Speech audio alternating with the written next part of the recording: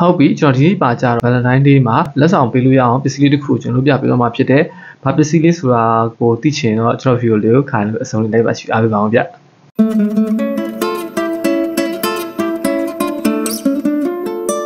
ဟုတ်ကဲ့အားလုံးပဲမင်္ဂလာပါဗျကျွန်တော်ရဲ့ Multi Train ဆိုတဲ့ channel လေးကလည်းပရိသတ်ကြီးအားလုံးတစ်ခါပြန်လည်ကြိုဆိုလိုက်ပါရဗျကျွန်တော်ရဲ့ဒီ channel လေးမှာဆိုရင်အားလုံးသိတဲ့အတိုင်းပဲကျွန်တော်အိမ်မှာနေတဲ့လက်စစ်ပစ္စည်းတွေကိုပြင်းနှီးစင်နှီး training တွေနဲ့လက်စစ်နဲ့ပတ်သက်တဲ့ဗဟုသုတ video တွေကျွန်တော်ပြပြတင်ဆက်ပေးနေတာဖြစ်ပါတယ်ကျွန်တော်ရဲ့ channel ထဲမှာလည်းစိတ်ဝင်စားကောင်းတဲ့ video တွေကိုအများကြီးတင်ပေးခဲ့ပြီးဖြစ်လို့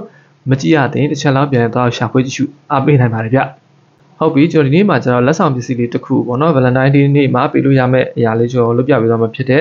ဒီကောင်ကဘာလဲဆိုတော့ကျွန်တော်ကတော့ညအိတ်ထွန်းတဲ့မီးအိမ်ပေါ့နော်အလှမီးအိမ်လေးတစ်ခုကိုကျွန်တော်လုပ်ပြပေးသွားမှာဖြစ်တယ်ပေါ့နော်လိုအပ်တဲ့ပစ္စည်းတွေကတော့ကျွန်တော်ဒီမှာဒီဘူးလေးပေါ့နော်ဒီဘူးအကြည့်အောင်လေးတစ်ခုလိုအပ်တယ်ဒီဘူးကတော့ကျွန်တော်ကိစ္စမရှိဘူးပေါ့နော်ကြိုက်တဲ့ဘူးနဲ့လုပ်လို့ရတယ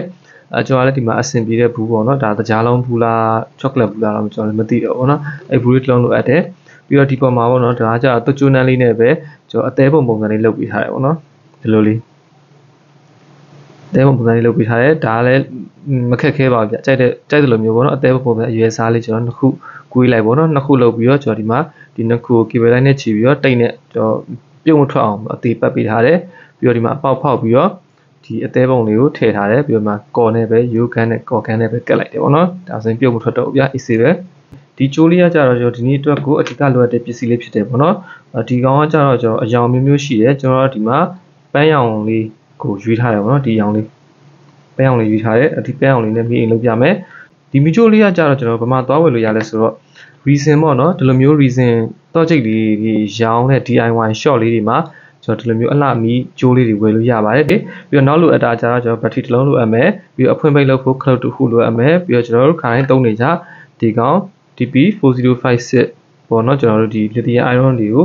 တကယ်အားသွင်းကလေးတစ်ခုလိုအပ်မယ်ပေါ့နော်โอเคကျွန်တော်ဒီပစ္စည်းလေးရှိရဆိုရင်တော့ကျွန်တော်ဒီနေ့လုပ်ပြမယ်လက်ဆောင်ပစ္စည်းတစ်ခုကိုလွယ်လွယ်ကူကူနဲ့ပြုလုပ်လို့ရမှာဖြစ်ပါတယ်ဗျဒီအသေးပုံလေးမှာကျွန်တော်ဒီမီဂျိုးလေးကိုလိုက်ပြီးပတ်လိုက်ပါဗျ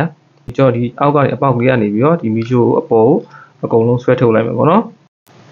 ်ဟုတ်ပြီခုဆိုရင်ကျွန်တော်ဒါကျိုးပတ်လုပ်ပြီးသွားပြီပေါ့နော်ကျိုးပတ်လုပ်ပြီးသွားတဲ့အခါကျရင်ဒီလိုလေးရရှိမယ်ကျွန်တော်တို့ဒီကောင်ပြန်မပြုတ်ထွက်အောင်ဆိုကော်လေးနည်းနည်းပွားလိုက်ကတ်ထားအောင်နော်ကျွန်တော်ဘယ်လိုပုံစံလေးဖြစ်သွားလဲဆိုတော့ကျွန်တော်စမ်းပြပေးမယ်ဒီလိုလေးပေါ့နော်မီးပိတ်ပြရင်တော့ပိုလှလိမ့်မယ်โอเคကျွန်တော်โอเคเนาะဒီလိုပုံစံလေးရရှိမယ်အလင်းအားလည်းကျွန်တော်တို့ဒီကောင်ကိုပေါ့နော်ကျွန်တော်ဒီမှာ resistor လေးတစ်လုံးခံပြီးလို့ရသေးတယ်ကျွန်တော်တို့ resistor လေးတစ်လုံးနည်းနည်းထပ်ခံပြီးလိုက်ပေါ့နော်ညအိမ်မီအနေနဲ့သုံးမှဖြစ်တဲ့အတွက်ကိုအရန်ကြီးလင်းထိန်နေတာကျွန်တော်သဘောမကျဘူးပေါ့နော် resistor လေးတစ်လုံးကိုကျွန်တော်ဒီမီဂျိုးရဲ့တစ်ဖက်မှာပေါ့နော်ဒီ resistor လေးတစ်လုံးခံပြီးလိုက်မယ်ဒီ resistor လေးကတော့ကျွန်တော်ခိုင်းသုံးနေကြပဲ10 ohm resistor လေးပေါ့နော်အဲ့တဲ့နေတဲ့ resistor လေးသုံးနေအဆင်ပြေတယ်ပေါ့5 ohm လောက်သုံးနေအဆင်ပြေတယ်ဒါတော့အလင်းရောင်နည်းနည်းအတိုး short ပေါ့ချိန်ပြီးတော့သုံးပေါ့နော်ကျွန်တော်10 ohm လေးသုံးပြီးမယ်โอเคကျွန်တော်ဒီမှာဒီအဆက်အသွယ်တွေကကြတော့ဒီမှာဒီဘက်ထရီမှာဒီမှာ B+ B- B+ B- ကကျိုးနှကျိုးထုတ်မယ်ဒီဘက်ထရီကိုအားသွင်းမယ်ပေါ့နော်ဒီဘက်မှာ output ကနေပြီးတော့နှစ်ခုရှိရပေါ့နော် output ဒီမှာ output နဲ့ out minus ရှိရပေါ့နော် output နဲ့ out minus နှစ်ပေါက်ကကြတော့ကျွန်တော်ဒီ LED ကိုသွားမဲ့ကျိုးနှကျိုးခဲဆော့ပေးလိုက်ရုံပဲဒီ LED ကျိုးသွားတဲ့လမ်းမှာဒီခလုတ်လေးကိုကျွန်တော်ဖြတ်ပြီးတော့ထည့်ပေးလိုက်ရုံပဲပေါ့နော်โอเคအဲ့ဒါပဲโอเคဒီအစင်လေးကိုကြာကျွန်တော်လုံရင်းနဲ့ပဲပြပြသွားလိုက်တော့မယ်โอเคဒီမှာဆိုရင်ကျွန်တော်အာသင်ကတ်နဲ့ဘက်ထရီကိုတွဲပြီးသွားပြီပေါ့နော်ကျွန်တော်ဒီအထွက်မှာဒီအကျိုးလေးပေါ့နော်ဒီကဒါဆိုရင်ကျွန်တော်မီးလုံးရဲ့ကျိုးနှစ်ကျိုးကျွန်တော်ဒီမှာ V out ဒီမှာပေါ့နော် V out နဲ့ V out မှာ minus နဲ့ plus မှာရှိတယ်အဲဒီမှာကျွန်တော်ဓာတ်ရိုက်လေးခဲသွားဆော့ပေးလိုက်မယ်ပြီးတော့မှပဲအလယ်မှာကျွန်တော်ဂျားဖြတ်ပြီးတော့မှခလုတ်လေးထည့်ပေးလိုက်မယ်ပေါ့နော်resistor လေးတစ်လုံးကြတော့ဒီမှာဘယ်မှာထည့်မှာလဲဆိုတော့ကျွန်တော်ဒီဘက်မှာV out အပေါင်းပေါ့နော် V out plus ဖြစ်မယ် V out minus ဖြစ်ဖြစ်တစ်ဖက်မှာ resistor လေးကိုထည့်ပေးလို့ရတယ်တစ်ဖက်မှာထည့်မယ်ပေါ့နော်ဟုတ်ပြီခဲဆော်လိုက်မယ်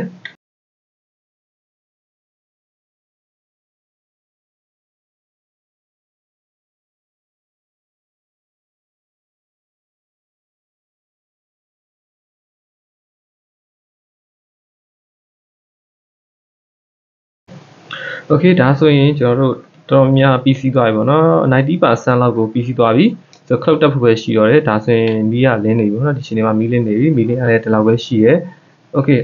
คကျွန်တော်ဒီ ဒီမှာပေါ့နော်ကျွန်တော် cloud တက်ဖို့ဆိုပြီးတော့ဒီမှာအပေါက်လေးဖောက်ပေးထားတယ်ဒီအပေါက်လေးမှာကျွန်တော်အောက်ကနေ cloud လေးတွတ်တက်မယ် cloud တက်ပြီးတော့ PC မှာပဲတစ်ခြားပြန်လာပြလိုက်မယ်ဒီမှာဆိုရင်အကုန်လုံး PC လောက်ဖြစ်သွားပြီဒီဟာကိုကျွန်တော် call ကတ်မယ်အကုန်လုံး PC သွားမှာတစ်ချက်လောက်ပြန်လာပြလိုက်မယ် Okay ဒီမှာဆိုရင်တော့ကျွန်တော် 100% PC သွားပြီပေါ့နော်ဒီမှာကျွန်တော်ပြန်ပြပေးမယ်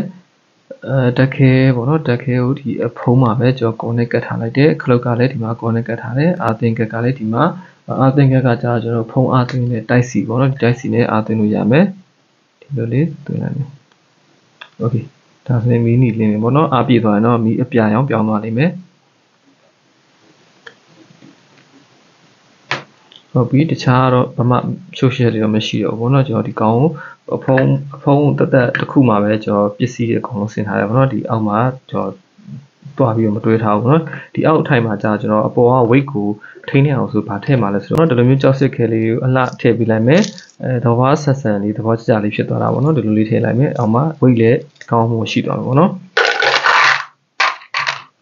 နည်းနည်းအပေါ် weight ကိုထိန်းနိုင်သွားပါတော့တုံတောင်လဲမကြတော့ဘူးအဆင်ပြေသွားပြီပေါ့နော်ဒီလိုမျိုးလေးပြီးတော့ကြောက်ခဲလေးထည့်ထားတဲ့အတွက်ကိုတမျိုးလေးလှတယ်ပေါ့နော်လက်ဆောင်ပစ္စည်းပေးမယ်ဆိုရင်တော့ဒီအထဲမှာချောကလက်တို့ကြိုက်တဲ့ပစ္စည်းထည့်လို့ရတယ်ပေါ့နော်ကိစ္စမရှိဘူးကြိုက်တဲ့ပစ္စည်းထည့်ပြီးတော့ surprise လုပ်လို့ရတယ်ပေါ့နော်ဒါဆိုရင်ကျွန်တော်တက်လိုက်ပြပါပေါ့နော်မီလေးတစ်ချက်မိတ်ပြပေးမယ်ဟုတ်ပြီဒီတစ်ချက်မိတ်လိုက်ပါနော်ဟုတ်ကဲ့မိမိတ်တဲ့အခါကျတော့ဒီလိုထောင်ထားတဲ့ဟာလေးဖြစ်တယ်ပေါ့နော်ကြိုက်တဲ့နေရာမှာစပွဲပေါ်မှာထောင်ထားလို့ရတယ်ညာအိပ်ပြီးနေနဲ့ကျွန်တော်အသုံးပြုလို့ရမယ်ဒီလိုမျိုးအယောင်လေးကတော့ဒီလောက်လေးရှိမှာပေါ့နော်အရင်ကလည်းမိန်တယ်လို့အရင်ကလည်းမလင်းဘူးမရှိလည်းမစူပေါ့နော်အလားလေးရှိရဲဒီမှာမှထပ်ပြီးတော့ကိုယ့်ရဲ့ဒီနာမည်လေးရေးချင်လည်းရတယ်ပေါ့နော် plastic ပြန်မှာနာမည်လေးရေးပြီးတော့ဒီမှာလာကတ်လိုက်တဲ့အခါကျရင်ညာဖက်ကျရင်မိထွန်းတဲ့အခါကျရင်နာမည်လေးနှစ်ခုပေါ်မှာပေါ့နော်ဒီမှာနာမည်တစ်ခုဒီမှာနာမည်တစ်ခုပေါ့နှစ်ခုရေးပြီးတော့ plastic အပြားအကြည့်လေးနဲ့လာကတ်ထားလိုက်တဲ့အခါကျရင်နာမည်လေးလည်းအလားဆင်လို့ရတာပေါ့နော်ဟုတ်ပြီOkay အဲ့တော့ကျွန်တော်ဒါအဖွင့်ပိတ်လုပ်ချင်တော့ဒီပုံမှာ cloud လေးရှိတယ်ဒီ cloud လေးကိုဖွင့်ပိတ်လုပ်ရအောင်မယ်အားသိမဲ့ဆိုရင်တော့အဖုံးကိုဖွင့်မယ်အဖုံးဖွင့်ပြီးတော့ကျွန်တော်ဒီလိုမျိုးဖုံးအားသွင်းတဲ့တိုက်စီလေးနဲ့ adapter လေးနဲ့ကျွန်တော်တိုက်စီအားသွင်းကြိုးလေးနဲ့ဒီမှာထုတ်ပြီးအားသွင်းလို့ရမှာဖြစ်တယ်ပြီးတော့ကျွန်တော်ဒီအောက်ကဒီကြောက်ခဲရ cloud ဖြစ်နေတဲ့အတွက်ကိုအရင်တော့အဆင်ပြေမနေဘူးပေါ့နော်အဲဒါကြောင့်မလို့ကျွန်တော်ဒီမှာဒီလိုမျိုးကော်ခန်းလေးနဲ့ပဲဒီကြောက်ခဲလေးလှုပ်မသွားအောင်ဆိုပြီးတော့လိုက်ကပ်ပြီးတော့လှုပ်လိုက်တော့မယ်ပေါ့နော်ကြောက်ခဲတွေကတ်တာတော့ကျွန်တော်အသေးစိတ်မပြတော့ဘူးပေါ့နော်ကျွန်တော်နောက်မှပဲကတ်လိုက်တော့မယ်အဲ့တော့ကျွန်တော်ဒီဗီဒီယိုလေးကြာသွားမှာဆိုလို့ဒီမှာပဲရန်နာလိုက်တော့မယ်โอเคကျွန်တော်ဒီနေ့ပြုလုပ်ပြပေးတဲ့ကျွန်တော် DIY မီးအိမ်လေးကိုလည်းအားလုံးလည်းကြည့်နေနှစ်သက်ပြီးတော့နားလည်သဘောပေါက်ကြမယ်ကျွန်တော်မျှော်လင့်နေဒီဗီဒီယိုလေးနဲ့ပတ်သက်ပြီးတော့သိချင်တဲ့အကြောင်းရရှိရင်လည်းအကြံပေးချင်တာရှိရင်လည်း comment မှာအားမနာတဲ့ဝင်ရောက်ဆွေးနွေးအကြံပေးတော့လို့ရပါတယ်ဗျကျွန်တော် channel လေးမှာအခုလိုမျိုးပဲစဉ်းစားကောင်းတဲ့ဗီဒီယိုလေးကိုအမြဲကြိုးစားပြီးတော့ဖန်တီးတိဆက်ပေးနေမှာဖြစ်လို့ကျွန်တော်တိဆက်ပေးတဲ့နောက်ထပ်ဗီဒီယိုကြည့်ရှုနေတယ်တော့ကျွန်တော် channel လေးကို subscribe လုပ်သွားပြီးတော့တစ်ချက်လောက်စောင့်မကြည့်အားပေးဖို့မမေ့ပါနဲ့ဗျ